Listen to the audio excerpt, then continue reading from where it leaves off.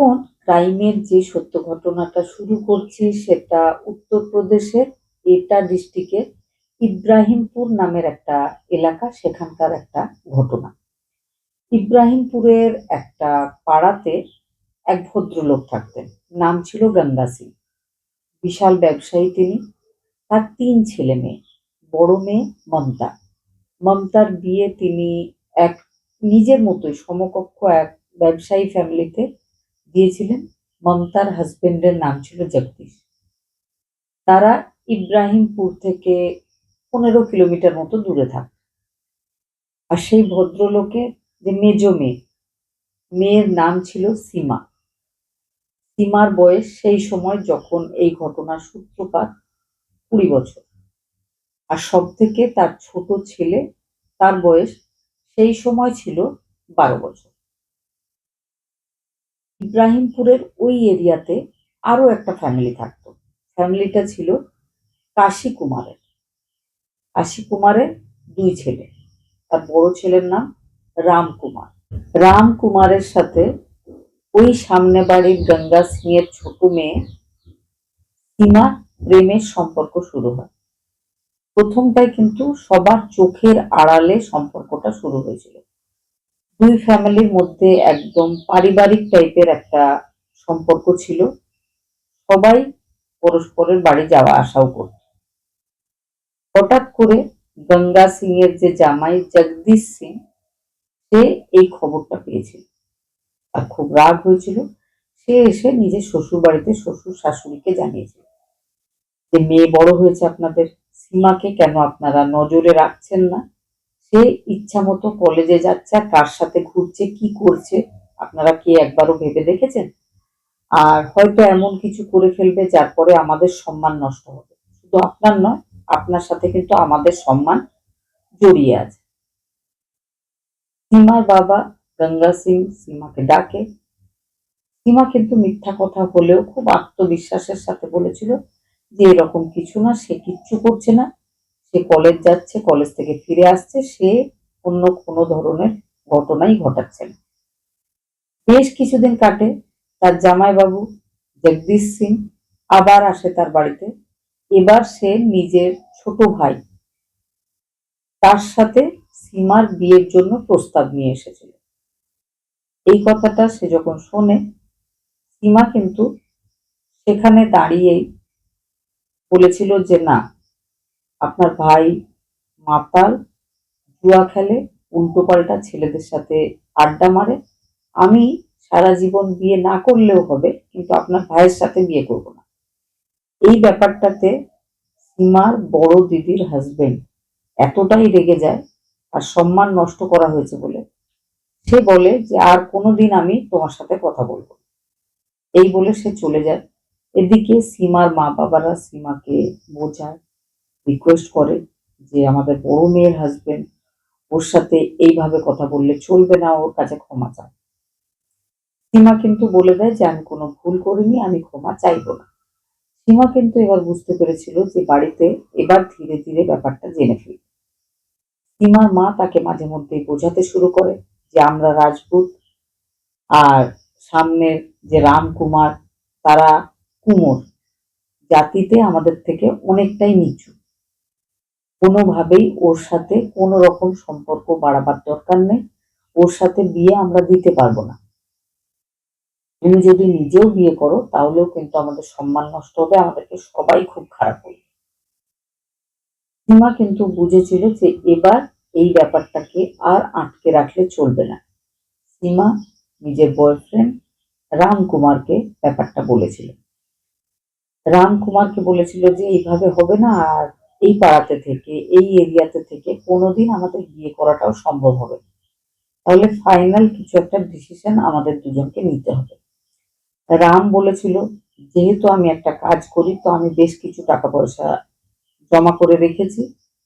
যদি তুমি রাজি হও তাহলে আমরা দুজন এই গ্রাম ছেড়ে চলে যাব। পরে আবার যখন সিচুয়েশন নর্মাল হয়ে যাবে, বেশ কিছু বছর পরে চলে আসবো।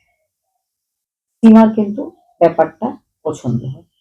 সীমা আর রামকুমার দুজনে মিলে এক রাত্রে নিজেদের গ্রামের এরিয়া ছেড়ে দিয়েছিল। সেখান থেকে বাসে করে তারা চলে গেছিল হরিয়ানার ফিরোজাবাদ নামের এরিয়াতে।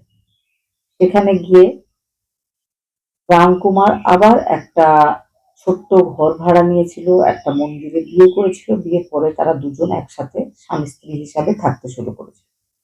ঘর ভাড়ায় তারা থাকছিল, কাছেই একটা কারখানাতে রাম কাজ করছিল। সব ঠিকঠাক চলছিল। এবার রামের অন্য আরো একটা ভালো কোম্পানিতে চাকরি হয়ে যায়। তারা ফরিদাবাদে চলে যায়। হরিয়ানার ফরিদাবাদে গিয়ে একটা সুন্দর ঘর ভাড়ায় নেওয়া হয়। সেখানে তারা দুজন থাকতে শুরু করে। তারা নিজেদের বাইক কেনে, তারপর একটা ছোট জায়গাও কেনে যেখানে তারা বাড়ি তৈরি করবে বলে ঠিক করে। তারা কিন্তু নিজেদের গ্রাম থেকে, নিজেদের ফ্যামিলি থেকে দূরে গিয়ে একসাথে খুব ভালোই সময় কাটাচ্ছিল। এক সময় তাদের দুজনের একটা ছেলে হয়, তারপরে তাদের একটা মেয়ে হয়। খুব ভালো চলছিল সবকিছু। আগেই বলেছি তারা একটা জমি কিনেছিল বাড়ি করার জন্য। সেখানে বাড়ি করা শুরুও হয়। ইতিমধ্যেই কিন্তু কেটে গেছে 10 বছর।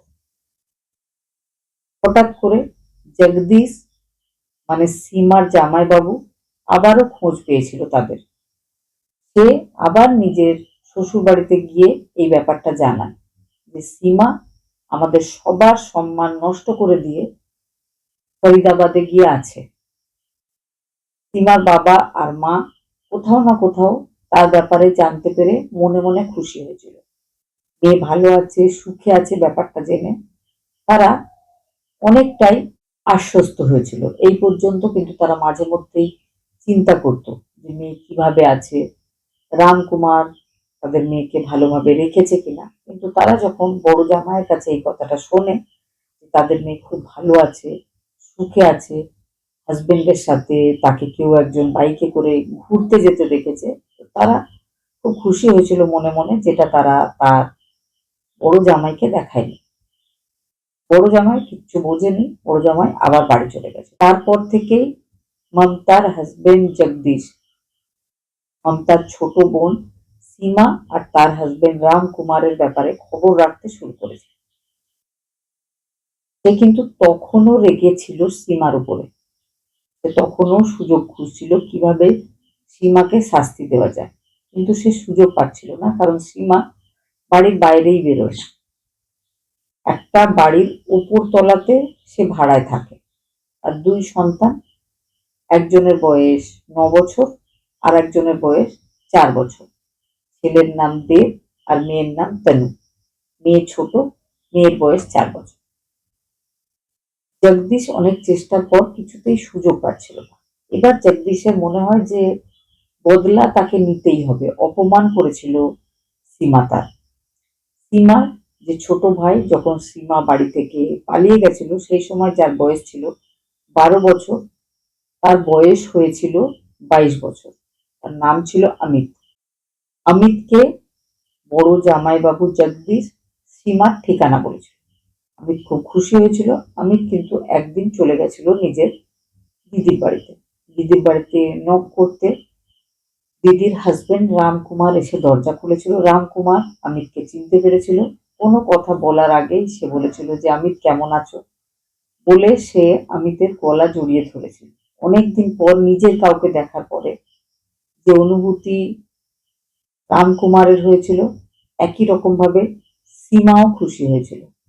দুজনে মিলে সারাদিন অমিতকে নিজেদের বাড়িতে রেখেছিল, ভালো ভালো খাবার দাবার খাইয়েছিল। আর ছোট ছোট দুজন বাচ্চা, তাদেরকে বলা হয়েছিল এটা তোমার মামা। প্রথমবার তারাও নিজের কাউকে দেখেছিল। সারাদিন তারা মামার সাথে খেলাধুলা করেছিল। তারপর 22 বছরের মামা অমিত দিদি আর তার হাজবেন্ডের কাছে বিদায় নিয়ে বাড়ি চলে গেছিল। সেই সময় দিদির নিজের কোনো ফোন ছিল না, ল্যান্ডলাইন চলতো সেই সময়। তো ল্যান্ডলাইন একটা ফোনের নাম্বার যেটা ছিল দিদির নিচের তলায় বাড়ির যারা মালিক তাদের ফোন নাম্বার। তাদের নাম ছিল রাজ বেদি আর তার স্ত্রীর নাম ছিল রেণুকা বেদি। তাদের ফোন নাম্বারটা অমিত এনে নিজের মাকে দিয়েছিল। মা সেই ফোন নাম্বারে কল করে সীমার সাথে 11 বছর পর কথা বলেছিল। খুব ভালো লেগেছিল। সীমা বলেছিল, মা আমি তোমার সাথে দেখা করতে নিশ্চয় আসবো। মাও বলে যে আমি হয়তো এক্ষুনি আসতে পারবো না, তবে তোর বাবার যখন রাগ কমে যাবে তখন আমি নিশ্চয় তোর বাড়িতে আসবো। তারপর থেকে মা আর মেয়ের মধ্যে কথা শুরু হয়ে যায়। ফোন নাম্বার সেই নিচের তলার বাড়ির মালিকের ল্যান্ডলাইন নম্বরে তাদের দুজনের মাঝে মধ্যেই কথা হচ্ছিল। অমিত একবারই এসেছিল নিজের দিদির বাড়িতে। অমিত নিজের জামাইবাবু জগদীশকে বলেছিল যে সীমা এমনও কোনো ভুল করেনি যার জন্য তার শাস্তি পাওয়া উচিত। আজকাল কেউ জাতি ধর্ম মানে না। সে বিয়ে হয়ে সে ভালো আছে, তার 2 সন্তান আমি দেখে এসেছি, আমার ভালো লেগেছে। তো জামাইবাবুকে সে বোঝায় যে তুমিও ভুলে যাও, ওরা ওদের মতো থাকুক, ওদের সাথে আর কথা বলারও দরকার নেই, আর বদলা নেওয়ারও দরকার নেই। কিন্তু তারপর থেকেই জামাইবাবু জগদীশ রোজ অমিতকে বোঝাতে শুরু করে যে 10 বছর আগে কিভাবে সীমা সবার সম্মান নষ্ট করে পালিয়ে গেছিল, কিভাবে সেই সময় সীমার বাবা গঙ্গা সিং আত্মহত্যাও করে নিতে পারতেন, কারণ অত বড় একজন মেয়ে বাবার সম্মান নষ্ট করে একটা নিচু জাতি কুমোরের জাতির ছেলেকে নিয়ে চলে গেছে। রোজ রোজ একই কথা অমিতকে বলা হয়। অমিতের মাসতুতো ভাই অশোক, তাকেও ডাকা হয়। সে আর জগদীশ দুজনে মিলে অমিতকে রোজ বোঝাতে থাকে যে সীমা কিন্তু খুব খারাপ কাজ করেছে, সীমাকে একদম ক্ষমা করা উচিত না। এবার একদিন জগদীশ সীমার বাড়িতে যায়। জগদীশ নক করেছিল, সীমা দরজা খুলেছিল। বাড়ির দরজায় নিজের দিদির হাজবেন্ডকে দেখে সীমা মাথা নিচু করে নিয়েছিল। জগদীশ মিষ্টি করে কথা বলেছিল যে কেমন আছো, অনেক দিন হয়ে গেছে, তোমার খবর পেলাম তোমার ছোট ভাইয়ের কাছে, তাই জন্য তোমার সাথে দেখা করতে এসেছি। বেশ কিছুক্ষণ ভালোভাবে কথা বলে সীমা বাড়িতে যা কিছু খাবার দাবার ছিল সেগুলো জামাইবাবুর সামনে দিয়ে অতিথি সৎকার করে। যাওয়ার সময় জগদীশ বলে যে এখনো সময় আছে, আমার ছোট ভাই এখনো কিন্তু বিয়ে করেনি, তোমার অপেক্ষা করছে। তুমি যদি রামকুমারকে ডিভোর্স করে বাড়ি চলে আসো তাহলে কিন্তু বাড়ির সবাই তোমাকে ক্ষমা করবে, তোমার উপর রাগ করবে। আর তুমি যদি রামকুমারকে এই কথা না বলতে পারো তাহলে আমি বলে দিচ্ছি। সীমা কিন্তু আরো রেগে যায়। সীমা এবার তাকে বলে যে আপনি আমার বাড়ি থেকে বেরিয়ে যান, আর কোনোদিন আমার বাড়িতে আসবেন। জগদীশের অপমান সীমা দ্বিতীয়বার করেছিল। জগদীশ সেই সময় বাড়ি থেকে বেরিয়ে যায়। তারপর আবার সে অমিতের সাথে আর অমিতের মাসতুতো ভাই অশোকের সাথে একই কথা বলতে থাকে যে সীমা খুব খারাপ মেয়ে। আমি সীমাকে বলেছিলাম যে আমাদের বাড়ি এসো, আমরা সবাই আবার তোমাকে অ্যাকসেপ্ট করব, আগের মতো আবার আত্মীয়তা চলবে আমাদের। কিন্তু সীমা আমাকে নিজের বাড়ি থেকে বের করে দিয়েছে। সীমাকে আমি কিছুতেই মাফ করব না। আর 10 বছর ধরে পাড়ার সব লোকজন আমাদেরকে খারাপ চোখে দেখে, কারণ সীমা একটা ছেলের সাথে পালিয়ে গেছিল, নিচু জাতের ছেলের সাথে। এই কথাগুলো বারবার বলে অমিতের মনটাকেও খারাপ করে দিয়েছিল জগদীশ। এবার অমিত, অশোক আর জগদীশ তিনজনে মিলে একটা প্ল্যানিং করেছিল। 10 অক্টোবর 2015 বাড়ির যে মালিক রাজ বেদি, তার বাড়িতে একটা কল এসেছিল। কলটা ছিল সীমার ছোট ভাই অমিতের। সীমা খুব খুশি হয়েছিল, কথা বলেছিল ভাই বারবার কল করে না। ভাই তার মায়ের সাথে তার সম্পর্কটাকে আবার ঠিক করে দিয়েছিল। ভাইকে সীমা আবারও ভালোবাসছিল। ভাই ফোন কলে দিদিকে জানায় যে মা খুব অসুস্থ, মা তোর সাথে দেখা করতে যেতে চাইছিল কদিন ধরে কিন্তু যেতে পারেনি। এখন মনে হচ্ছে যে মা হয়তো আর বাঁচবে না, তোর সাথে দেখাটাও আর হবে না। তুই তাড়াতাড়ি চলে আয়, আসফাবাদ নামের একটা জায়গা আছে সেখানকার চৌরাস্তাতে, সেখানে আমরা নিজেদের গাড়িতে ওয়েট করছি, তোকে নিয়ে যাব। ছোট ভাই গাড়ি নিয়ে দাঁড়িয়ে আছে। সীমা তাড়াতাড়ি নিজের বাচ্চাদেরকে রেডি করে চলে গেছিল সেই চৌরাস্তাতে।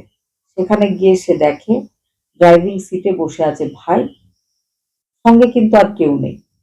ভাই বলে যে দেরি করিস না, তাড়াতাড়ি গাড়িতে উঠে বস। সীমা নিজের 2 সন্তানকে নিয়ে গাড়িতে উঠে বসে। দ্রুত গতিতে গাড়িটা বিভিন্ন জায়গায় ঘুরিয়ে একটা জায়গায় গিয়ে দাঁড়ায়। সীমা বলে, এত ঘোরাচ্ছিস কেন, হসপিটাল কোথায়? কিন্তু তার ছোট ভাই অমিত কোনো উত্তর দিচ্ছিল না। কিছুক্ষণ পরে সীমা দেখে সেই গাড়িতে এসে উঠেছিল জগদীশ আর সীমার মাস্তুতো ভাই অশোক।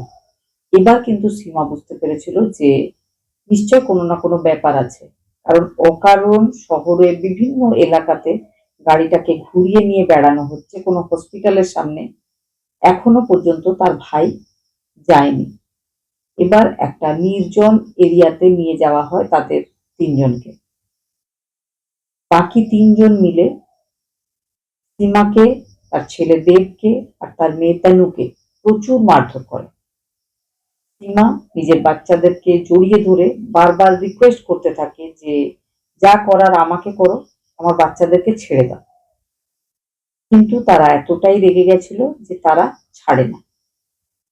অন্ধকার ঘনিয়ে এসেছে। তিনজনকে মারধর করার পর একটা পরিত্যক্ত কুয়োতে তাদেরকে ফেলে দেয় ওই তিনজন। তারা কিন্তু আগে থেকেই ওই কুয়োটার ব্যাপারেও খবর নিয়ে রেখেছিল।